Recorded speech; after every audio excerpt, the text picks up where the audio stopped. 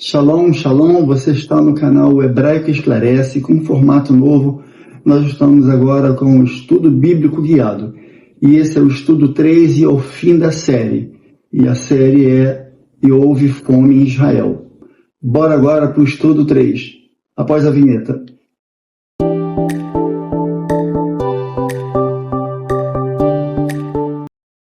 Muito bem, vamos falar agora então da sexta fome.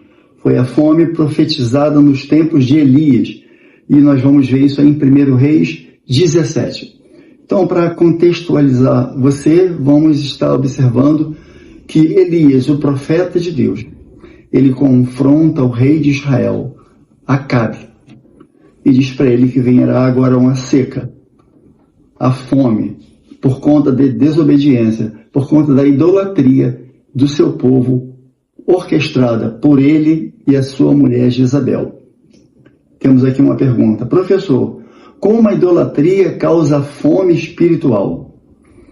Olha, a idolatria não apenas causa fome espiritual, mas também ela bloqueia as bênçãos e a redenção do Eterno, como vimos aqui com o próprio rei Acabe. Agora, o que a gente pode observar também, que ao voltarmos as costas para Deus, conforme aconteceu com Acabe, a gente assina a fome, dilúvio, guerras e por aí vai. A seguir nós temos como reconhecer e eliminar ídolos modernos. Bom, ídolos modernos, você deve saber bastante deles, né? Ídolos modernos são diversos. Dinheiro, fama, relacionamento, ou seja, tudo aquilo que a gente coloca com mais importância, dando mais importância a Deus, isso passa a ser um ídolo e a gente vai chamar de ídolo moderno. Agora, como fazer para eliminar? Me ajuda a responder, eu não sei, mas eu sei quem sabe. Elias, ele enfrentou. Ídolos a gente faz resolve com enfrentamento. Ele enfrentou. Houve seca na região, não choveu. E ao enfrentar aqueles ídolos, embaixo da orientação de Deus, desceu as bênçãos do céu. E o Eterno fluiu novamente nas suas bênçãos e houve chuva. Temos agora fome nos dias de Eliseu. E aí é 2 Reis, capítulo 8. E aconteceu a mesma coisa. E agora é Eliseu, profeta de Deus. Ele profetiza que agora vai vir fome, mas não em Israel. Interessante, por que não em Israel? Sim, foi lá com a Sunamita. Talvez não estivesse havendo honra ali em Israel, então ele vai para outra região. E ele então profetiza fome naquele período ali. E fala para a Sunamita, então, ela sair da região e buscar abrigo em outra parte. Professor, como estar pronto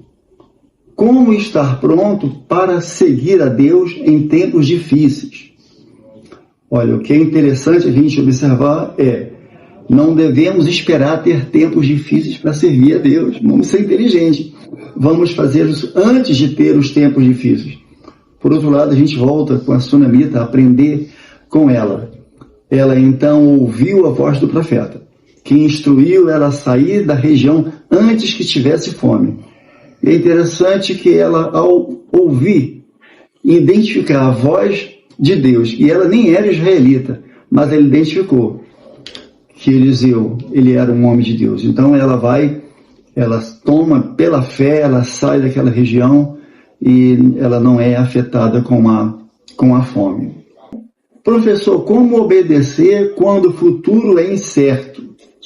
Olha, a gente vai ficar na mesma questão, é um pouco disso que já falei, mas a mulher sunamita. Era tudo incerto, porque o profeta falou que era para ela sair, mas não tinha chegado a fome ainda. Mas ao sair, ela não passou por aquela escassez. Então, o que a gente pode ver é que ela agiu num momento que era incerto, quase que não tinha rumo, mas ela estava embaixo de uma palavra.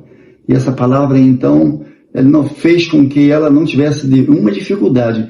Embora as circunstâncias não estivessem assim tão claras, ela simplesmente acatou, obedeceu confiou que o Eterno que mandou a seca é o mesmo Eterno que vai liberar também a chuva. Já indo para o fim, professor, como saber se a fome na minha vida é de Deus? Querido, você é bem cirúrgico. Tem 2 pontos para você identificar se a guerra, a situação que você está passando é de Deus ou não. Primeiro, é se você deu causa. Se você deu causa, cerol fininho, lixa, geme e chora. E se você não deu causa? É Deus modelando, arrumando, treinando, vai levar para níveis mais altos, sabe aquele negócio de poda? Porém, as 2 situações, elas são ambientes favoráveis para eu avaliar onde está a minha dependência. Se porventura eu dei causa, então eu identifico, peço direção a Adonai, eu identifico as práticas, abandono e volto correndo, me reintegro. E se eu não dei causa? Aguarde, vai passar. Enquanto não passa, eu estou sendo moldado, refinado. Finalmente, essa é a última pergunta? Puxa, já acabou, que pena. Professor, como garantir que aprendi após a provação? A gente precisa identificar o seguinte: como garantir? Eu preciso então estar vigilante na minha rota. Vez por outra, fazer uma correção na rota. E quando isso acontece, eu estou enviando sair da estrada. Você entendeu? Por outro lado, também eu preciso cultivar uma vida com o Eterno. Como? Você já sabe. Santidade, celebração, meditação na palavra, tudo isso que você já conhece. E é importante também essa reintegração. Com essa reintegração lá na Carral, na comunidade, o que acontece? A gente volta a estar junto com aquelas pessoas de oração, aquelas pessoas fervorosas. É aconselhável também você buscar a sua liderança, estar junto com ele, uma consolidação, e aí vai fazer com que você e eu, a gente fique protegido. Olha, eu quero te agradecer que você ficou nessa maratona com a gente, nessa série, e houve fome em Israel.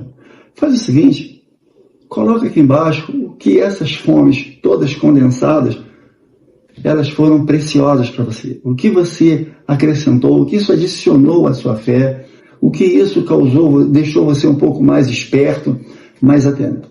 Tá bom? Convido você agora a assistir o Estudo Guiado Parte 2. Esse é o último. Muito obrigado. Lehitraot.